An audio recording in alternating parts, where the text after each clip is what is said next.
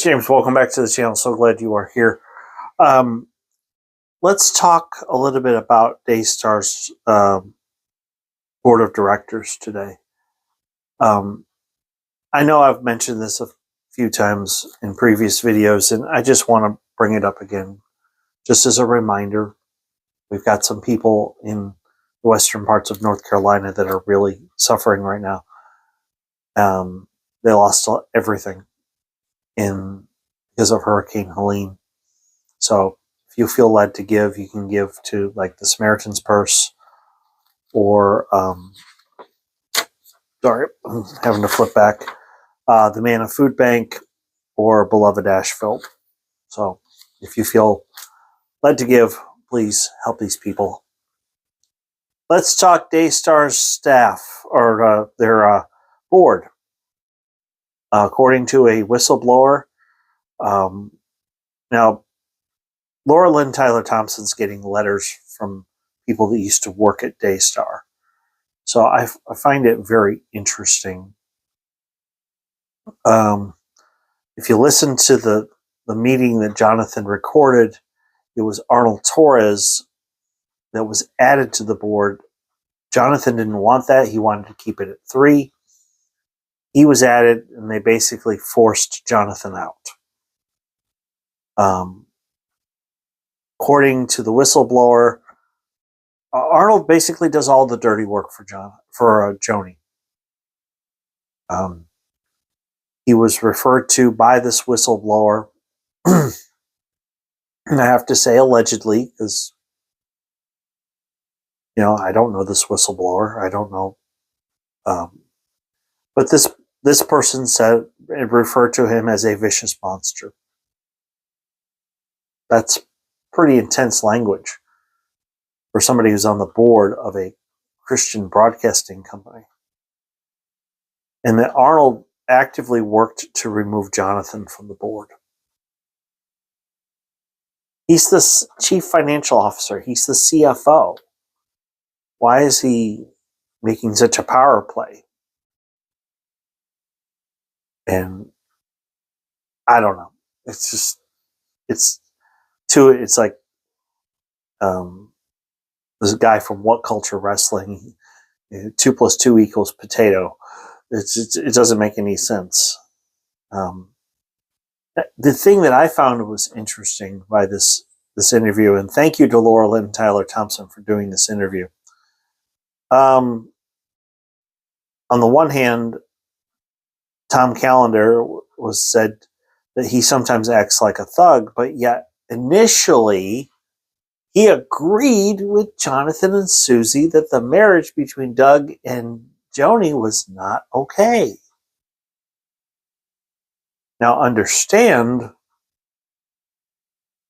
Joni had free reign. Her husband passed away. By the biblical standard, she had every right to remarry.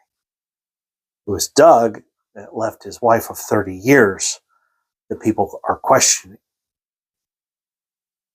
So, and that's how I've felt all along, is I really question Doug's motivation for even being in the relationship.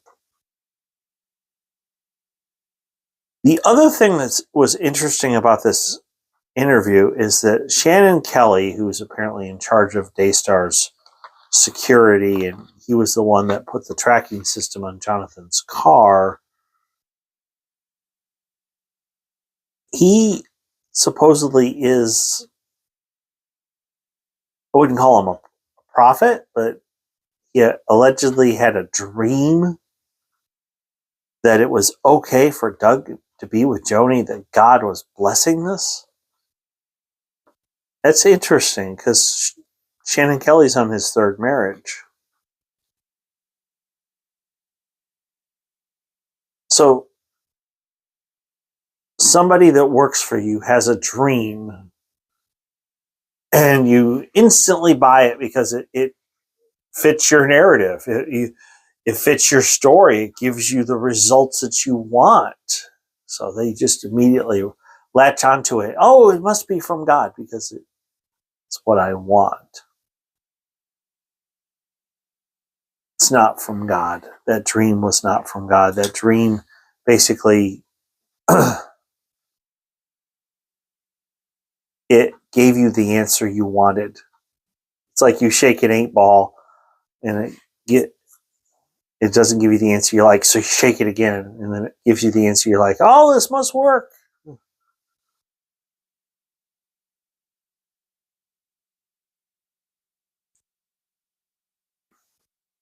I'm convinced that Joni was and is still grieving. And, Doug's a smooth talking guy. And I think I do, in one aspect, feel bad for Joni Lamb because the behavior of cover up is not new. It's just how intense it is, in my opinion, is new. And I think a lot of it is under the influence of Doug Weiss. I wouldn't trust Doug Weiss to walk my dog. I don't even have a dog. So this board with Arnold Torres and Tom Callender and Joni Lamb, and Joni's basically surrounded herself with a bunch of yes men that are going to do whatever she wants. That's not okay. When you have a board of directors, you have to have people on there that are going to challenge you and are going to hold you accountable and are going to make sure you're doing the right thing no matter what. It's called integrity. So I just feel I hope and pray that there'll be some serious change take place. Because the initial idea of Daystar is good. I mean, obviously, you have a network that's devoted to spreading the gospel of Jesus Christ around the world. That's a really good thing. But what needs to really happen is it needs to be a network that equips the saints so that they can spread the gospel. Because that's really what the Great Commission's all about. Ministers are supposed to equip the saints so that they can go and spread the gospel and share Jesus with others. I don't think Daystar completely understands that. So, anyway, if you are new, please hit like and subscribe. I do want to thank you for being here. Thank you for watching. Tomorrow, we're going to go revisit the whole situation with Joe Campbell. The Wartburg Watch put out some interesting stuff about it, and I will definitely be having my reading glasses with me because the print's kind of small. But you're not going to want to miss this. So until then, I hope you have a great day. Thank you for watching. Thank you for being a part of this community. I'll see you tomorrow.